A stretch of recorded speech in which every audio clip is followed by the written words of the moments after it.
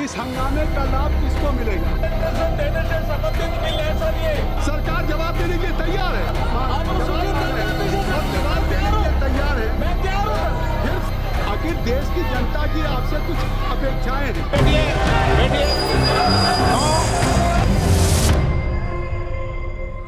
नमस्कार, आप देख रहे हैं संसद संग्राम। मैं हूं नीलू रंजन और मेरे साथ हैं दैनिक जागरण के राजनीतिक संपादक आशुतोष झा जी। आज भी संसद नहीं चली, दोनों सदन जो है ठप रहा। जो SIR है, स्पेशल इंटेंसिव रिवीजन जो वोटों का हो रहा है बिहार में, उसको लेके हंगामा है और ये कहा जा रहा है कि चुनाव आयोग भाजपा के इशारे पे काम कर रही है, उस पर बहस करवाओ, तमाम वोट कट रहे हैं और जो आंकड़े आ रहे हैं वो भी कुछ कहानी कह रहे हैं इस ढंग से कि किस तरह से वहाँ जिनकी डेथ हो गई है उनका वोटर लिस्ट में नाम है, जो परमानेंट वहाँ से प्लान कर चुके हैं, जो कभी वहाँ रहते ही नहीं हैं, उनका भी अभी तक नाम उसमें है और कई लाख लोगों का जिसमें दोनों जगह से नाम है। और सोमवार को इस मुद्दे पे सुप्रीम कोर्ट में सुनवाई है।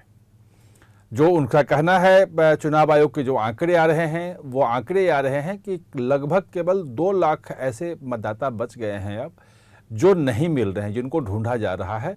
आज देर शाम तक उसकी पूरी सूची आ जाएगी कि और कितने अपलोड हुए हैं फॉर्म उसमें, तो हो सकता है कि उनकी संख्या और कम हो जाए। तो जो ये डर सता रहा था कि मतदाता वहाँ मिलेंगे ही नहीं विपक्षी दलों का, वो डर तो उस ढंग से काम नहीं कर रहा है।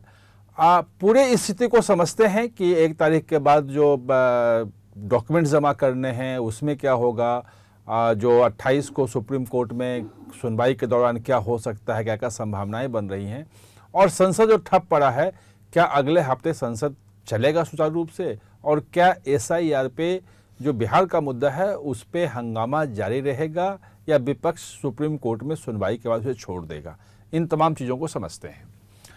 ये बताइए कि जो संसद अब तक आज भी नहीं चला और ये पूरा हफ्ता निकल गया और सिर्फ जो SIR है बिहार में उसको लेके, मतलब बिहार में पटना में विधानसभा से लेकर और दिल्ली तक हंगामा है।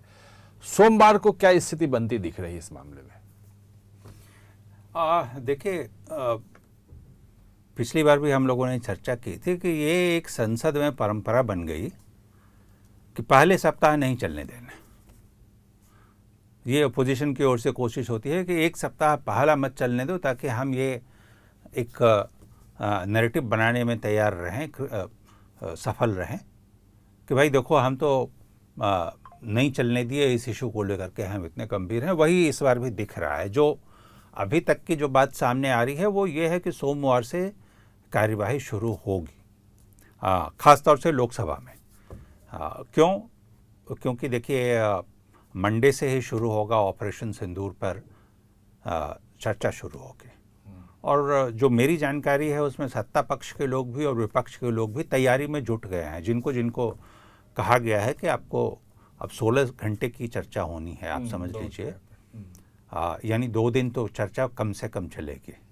और ये 16 घंटा ये भी आप मान के चलिए कि जब संसद में इस तरीके का एक टाइम अलॉट किया जाता है तो उससे 2-3 घंटे और आगे ही बढ़ता है, क्योंकि इतने गतिरोध होते हैं, इतने शोर शराबा, और ये आरोप प्रत्यारोप तो होगा ही। जिस तरीके का माहौल डे 1 से तैयार है संसद में, तो ये लगभग बुधवार तक आपको खींचने की उम्मीद रखिए कि सोमवार से शुरू हो तो बुधवार को कहीं जा कर के इस पर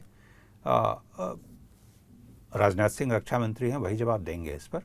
उनकी ओर से जवाब आएगा। हो सकता है प्रधानमंत्री उपस्थित रहे बीच में। नहीं, प्रधानमंत्री, देखिए प्रधानमंत्री तो उपस्थित रहते हैं अपनी सुविधा के अनुसार, ये हमेशा होता है। देखिए ये जो एक इशू बनाने की बात होती है ना कि ये उपस्थित नहीं थे प्रधानमंत्री, भाई मुझे संसद कवर करते हुए 27 साल हो गए और मैंने देखा है बड़े बड़े मुद्दे आए हैं।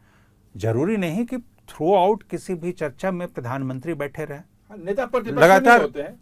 नहीं, अब मैं तो ये बोलता हूं कि जो जिस ओर से नेता प्रतिपक्ष नहीं होते हैं। मंत्री, सामान्यतया ये होता है कि मंत्री उपस्थित रहते हैं।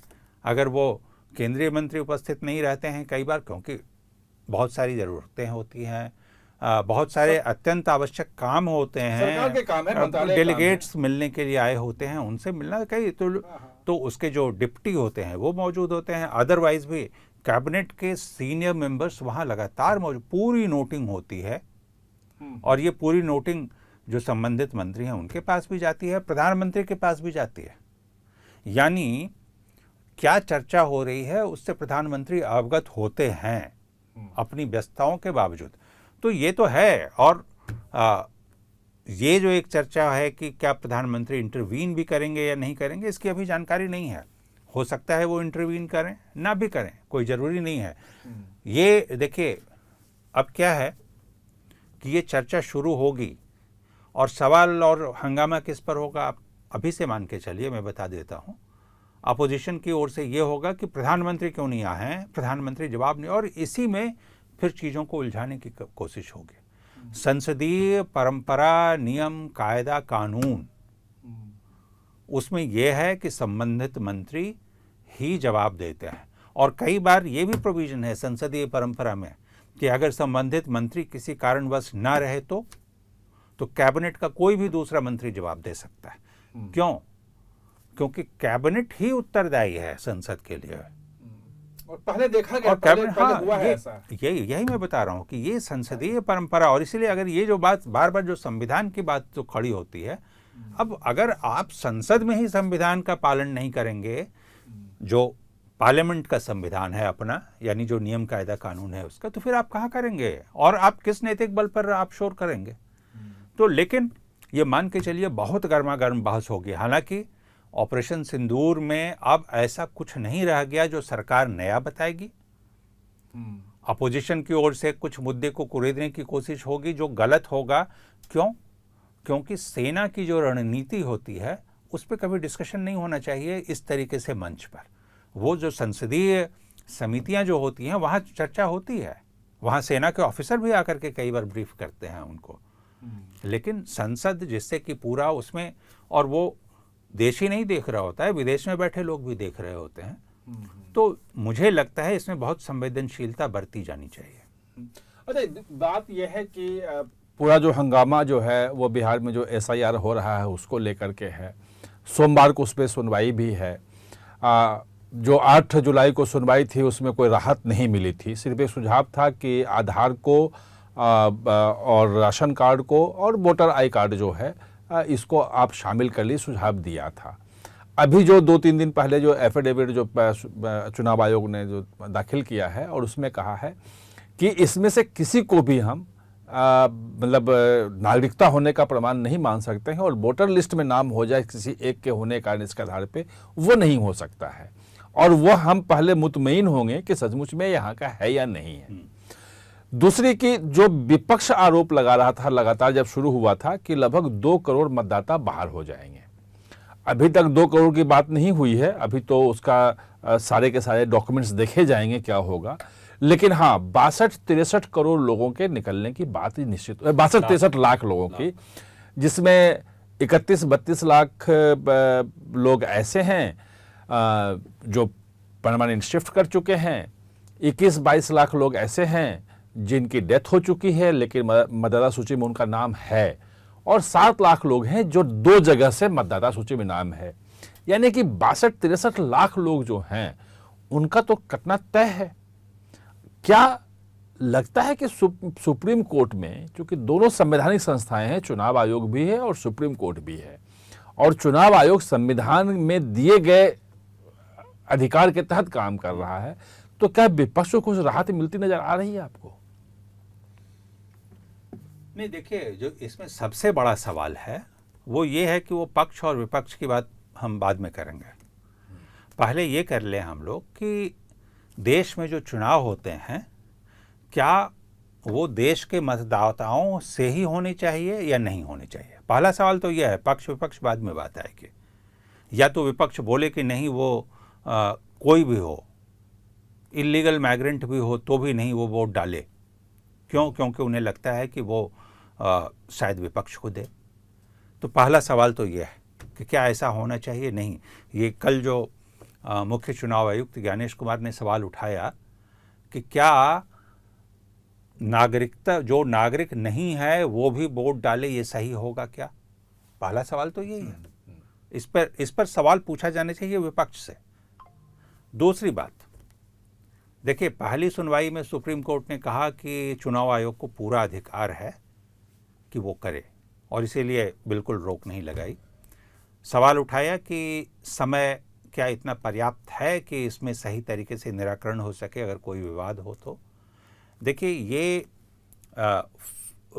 1 अगस्त को पहली लिस्ट आएगी, जो सूची मतदाताओं की, जिसमें कि कई सारे नाम कटे होंगे। उसके बाद 1 महीने का टाइम, पूरा 1 महीने का टाइम, याद रखिए कि 1 महीने ये पूरा प्रोसेस चला। उसके बाद 1 महीने का और टाइम इसके लिए होगा कि आपको अगर कहीं भी ऐसा लग रहा है कि ये गलत तरीके से, और जो हमें जानकारी है, आपको भी जानकारी है कि ये पूरी लिस्ट हर पॉलिटिकल पार्टी को भी भेज दिया गया है थ्रू BLA। BLA यानी ब्लॉक लेवल एजेंट जो होते हैं वे हर पार्टी के बूथ पे होते हैं। यानी कोई नाम जुड़ रहा है, कोई नाम हट रहा है, सबकी जानकारी ब्लॉक लेवल एजेंट को होती है।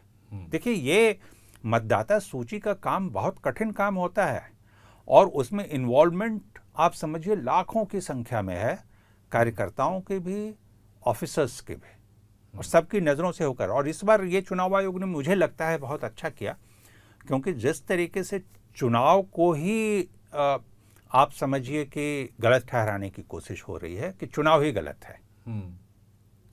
और अब तो बल्कि मैं ये बोलता हूं ना कि जो विपक्ष की ओर से कुछ लोग सवाल उठा रहे हैं कि भाई आप अगर इस पर आज सवाल उठा रहे हैं कि ये मतदाता नहीं है, तो जो पिछले चुनाव हुए क्या वो गलत थे? देखिए, जो चीज़ें अगर भविष्य पिछले समय में कुछ गलतियां हो गई, जरूरी नहीं है कि उस गलतियों को लगातार दोहराया जाता जाना चाहिए। गलती सुधारना ही पड़ेगा आपको।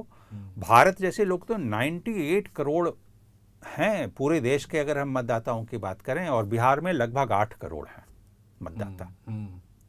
उसमें से बात हो रही है कि ये 63 लाख पर संदेह है, जिसमें से कई लोग बिल्कुल हट चुके हैं। और वो कैसे हटते हैं, आप इस चीज को मान के चलिए। जैसे मैं अपना उदाहरण देता हूं, मैं भी वहां से हट चुका हूं, मेरा नाम अब वहां नहीं है। मैं भी हट चुका हूं, मेरा भी नहीं है। आप भी हट चुके हैं? नहीं है, मेरा भी नहीं है। मैं 25 साल से दिल्ली में हूं, और दिल्ली के बाद फिर मैं कहीं और शिफ्ट कर गया, मुझे अभी वहां बनाना है, तो मेरा हटना वाजिब है और हटना ही चाहिए। नहीं तो क्या होता है, मेरे नाम पर वहां कोई और वोट डाल रहा होगा, वो किसे वोट डाल रहा होगा इससे कोई मतलब नहीं, लेकिन वो गलत ही डाल रहा होगा। हाँ, नहीं, लेकिन इसीलिए ये देखिए, सूची का जो शुद्धिकरण है ये बहुत जरूरी है। ये पहला स्टेप है चुनाव सही हो इसके लिए। तो अगर ये आप नहीं करेंगे तो चुनाव गलत होते रहेंगे। थोड़ा सा ये बताइए कि पिछली बार जो महागठबंधन और जो NDA के बीच में जो वोटों का अंतर था, वो बताया जाता है 18,000 के आसपास कुछ था, 18,000 या 22,000 केवल, और बहुत सारी सीटों पे मतलब 100-200 के अंदर से भी हार जीत भी हुई थी। हाँ। तो और मतलब 5,000 के अंतर से तो बहुत सारी सीटों पे हार जीत हो गई है। जो 62-63 लाख वोट जो आए हैं, जो परमानेंट माइग्रेट कर गए, जिनकी डेथ हो गई, जिनके 2 जगह नाम हैं, ये मतलब बड़ी संख्या में है ये। तो ये जो चुनाव प्रभावित आगे इसका क्या इम्पैक्ट होगा? और जो तेजस्वी कह रहे हैं कि अगर ये नहीं रुका तो हम चुनाव नहीं लड़ेंगे, मतलब RJD जो है प्रमुख विपक्षी दल है, पिछली बार तो सबसे बड़ी पार्टी वही बनी थी, 77 सीटें उसकी आई थी अकेली पार्टी की। तो अगर वो कह रही है तो क्या ये जो नाम कट रहा है ये डर है या क्या है इसके पीछे? देखिए, डर तो है जिस तरीके से बोल रहे हैं, लेकिन इसको थोड़ा दूसरे तरीके से भी देखा जाना चाहिए कि ठीक है 8 करोड़ वोटर हैं वहाँ, लेकिन जो पिछला चुनाव हुआ था वहाँ पर कितनी % वोटिंग हुई थी बिहार में? 62-63% के आसपास वोटिंग हुई थी। 62-63% के आसपास वोटिंग हुई थी, यानी लगभग 35 to 40% के आसपास लोगों ने वोट नहीं डाला था। नाम थे लेकिन वोट नहीं डाला था। इसीलिए देखिए, इसको सिर्फ आप 18,000 से केवल जोड़ के मत देखिए, ये बहुत एक एक तरीका हुआ देखो। बड़ी संख्या इनकी भी हो सकती बड़ी है। संख्या। अब जो दूसरा पहलू इसमें आ रहा है जिसके कारण ये परेशान है, वो इसलिए आ रहा है क्योंकि खास तौर से ये जो गड़बड़ियां देखी जा रही हैं, जो शिफ्ट हुए वो एक अलग मुद्दा था, लेकिन जो इल्लीगल थे, जो माइग्रेट करके कहीं से आ गए और वो सिटीजन अभी तक नहीं है, यानी सिटीजनशिप का कोई भी रिकॉर्ड उनके पास नहीं है। आधार तो आप बनवा सकते हैं। अब देखिए, अब बार बार ये होती है देश में भ्रष्टाचार की बात। यहाँ तो एक समय ऐसा भी एक बार खबर आई थी कि किस तरीके से राष्ट्रपति के नाम से एक व्यक्ति ने प्रतिभा पाटिल लाइसेंस थी, बना लिया। प्रतिभा पाटिल के नाम पे बन गया था वो, मुझे ध्यान है जब से शुरू तो हुआ था। प्रतिभा पाटिल के नाम पे ड्राइविंग लाइसेंस बना लिया किसी ने। हाँ, तो इस और- तरीके की और- आप समझिए। और ration card, 4 crore ration card फर्जी निकले इस देश में। निकले। जब इलेक्ट्रॉनिक इससे हुई बात कि आप इम्प्रेशन दें और आपको उस हिसाब से मिलना शुरू होगा, तो 4 करोड़ राशन कार्ड कटे। और अब उस पर कोई सवाल नहीं उठता क्योंकि वो बिल्कुल वाजिब कटे थे, कोई सवाल नहीं उठता। तो देखिए, ये जरूर होना चाहिए, ये पूरे देश में। अभी तो चुनाव आयोग की ओर से कहा भी गया है कि बाकी राज्यों में भी शुरुआत करेंगे, जल्द शुरू करना चाहिए। सही जो, और मुझे लगता है विपक्ष को इसमें आगे बढ़ के साथ देना चाहिए। ये जो बार बार बात होती है ना कि चुनाव गलत हो रहे हैं, पहला जो चरण है कम से कम उसमें साथ तो दें, एक सूची, सही सूची बनने तो दें। और जो बार बार महाराष्ट्र की भी बात होती है, राहुल गांधी आजकल बहुत वोकल हो रहे हैं, बोल रहे हैं वोटों की चोरी नहीं होने देंगे।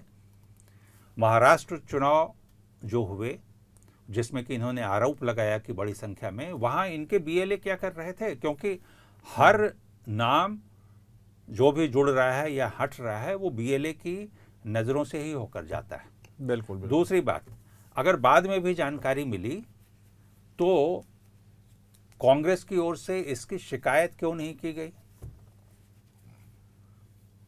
शिकायत नहीं की गई। पूरे प्रदेश में जब जो डेटा है उसमें यह है कि पूरे प्रदेश में से सिर्फ 89 शिकायत आए थे। जो बात हो रही है ना कि 52 लाख के आसपास वोटर जोड़े गए, कांग्रेस 41 लाख नए वोटर, 41 लाख वहां पे, 41 लाख। हाँ।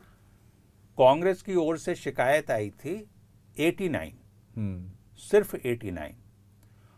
और जब पहले चरण में उसमें से खारिज हो गए तो उसका है कि अगर एक इस चरण में खारिज होता है तो आप दूसरे लेवल पे फिर शिकायत कर सकते हैं। वहां सिर्फ एक शिकायत गई थी।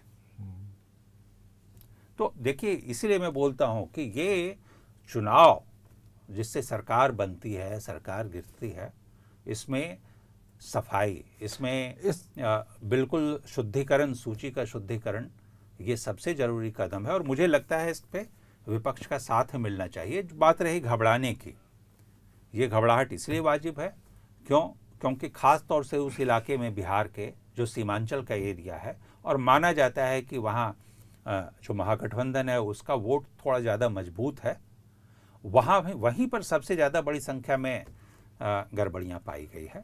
तो उन्हें लगता है कि ये जो सिर्फ 18,000 का वोट का डिफरेंस पिछली बार रह गया था, इस बार ये और बढ़ेगा। और बढ़ेगा, देखिए वो तो बढ़ेगा। उसका सबसे बड़ा कारण तो यही है कि जिस तरीके से चिराग पासवान ने पिछली बार एनडीए का ही वोट काटा था, हाँ, नुकसान पहुंचाया था जेडीयू को बहुत, करीब 35-40 सीटों पर जेडीयू को बहुत नुकसान पहुंचा दिया था। वो भी इस बार इकट्ठे इधर लड़ रहे हैं, तो वैसे भी बढ़ेगा ये लगता है। लेकिन ठीक है, देखना चाहिए। पहले तो शुद्धिकरण का सपोर्ट होना चाहिए। चलिए, नहीं, एक चीज़ और समझना जरूरी है, उसको अपने ख़त्म करेंगे, वो इससे जुड़ा हुआ बहुत महत्वपूर्ण है कि 1 अगस्त से 31 अगस्त तक वेरिफिकेशन होगा, यानी कि आपको डॉक्यूमेंट देने पड़ेंगे।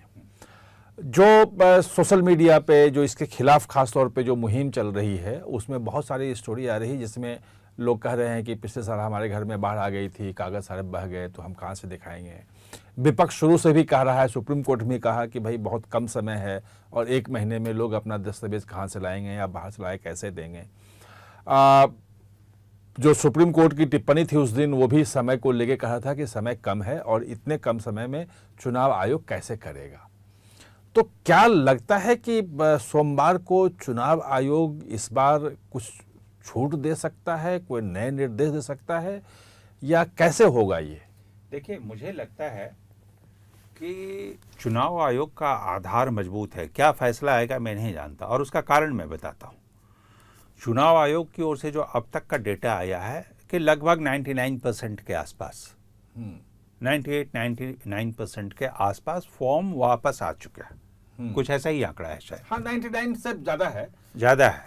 केवल 1 लाख अब या 2 लाख लोग ऐसे हैं जो नहीं मिले हैं, बाकी सबके फॉर्म अपलोड हो गए हैं। जो मर गए हैं वो तो अलग है, मतलब वो तो जो डुप्लीकेट है वो है। यानी चुनाव आयोग ने एक प्रक्रिया की शुरुआत की और उस पर लोगों का रिस्पांस मिला। अब जो दूसरी बात है, उसमें जो बाकी नाम कट के आएंगे नहीं आएंगे उसका फिर से वेरिफिकेशन होगा, वो देखना पड़ेगा। तो जब मांगा जाएगा तो पहले 30 दिन में अगर ये रिस्पांस है कि 99.5% ही आप रखिए, इतने लोगों ने रिस्पॉन्ड किया उस कॉल पर, तो बाकी का जो 1 महीना होगा उसमें बचे हुए, क्योंकि अब तो बहुत कम बचे हुए हैं। नहीं, बचे हुए नहीं, जिन्होंने रिस्पॉन्ड किया, जिस पे संदेह है, जिसके नाम वहां से कटे हुए होंगे। नहीं कटे नहीं, जिन्होंने रिस्पॉन्ड किया उनको भी अपने प्रूफ देने होंगे। वो भी प्रूफ, वही मैं बोल रहा हूँ। हाँ। कि जहां जहां संदेह है उनको अपने प्रूफ देने होंगे। सबको प्रूफ देने की अब जरूरत भी नहीं रहेगी, क्योंकि बहुत सारे फॉर्म्स उसमें ऐसे आए हैं जिसने वो सारे डॉक्यूमेंट अपलोड कर दिए जो जरूरी थे। जो संदेह वहां बच रहा है वहां वेरिफिकेशन होना है। तो मुझे लगता है सफिशिएंट टाइम है, और ये चुनाव आयोग की ओर से यही दलील पेश की जाएगी सुप्रीम कोर्ट में कि देखिए हमने ये किया था, पब्लिक का भरपूर रिस्पांस मिला, पब्लिक सामने आई, पब्लिक ने जमा कराया, मैं 1 महीने का फिर दे रहा हूँ। हो सकता है कि चुनाव आयोग की ओर से ये भी कहा जाए कि हमने पिछले दिनों में अपने ऑफिसर्स की संख्या बहुत बढ़ाई थी, आप कहें तो हम थोड़ी और बढ़ाएंगे, कि पब्लिक बहुत सहूलियत के साथ वेरिफिकेशन का काम हो पाए। मुझे लगता है कुछ इस तरीके की दलील दी जाएगी, और उसके बाद तो जाहिर तौर पर सुप्रीम कोर्ट का रुख देखना है कि सुप्रीम कोर्ट इसे कैसे देखती है। चलिए देखते हैं। अब सोमवार को सुप्रीम कोर्ट में सुनवाई है। सोमवार से संसद में को चलने की बात भी आ रही है। ऑपरेशन सिंदूर पे वहाँ चर्चा शुरू होगी, क्या क्या होगा वहाँ पे, और सुप्रीम कोर्ट के सुनवाई में क्या होता है उस पर नज़र रहेगी। और फिर हम सारी जानकारियों के साथ और नए विश्लेषण के साथ आपके साथ उपस्थित होंगे। तब तक के लिए नमस्कार।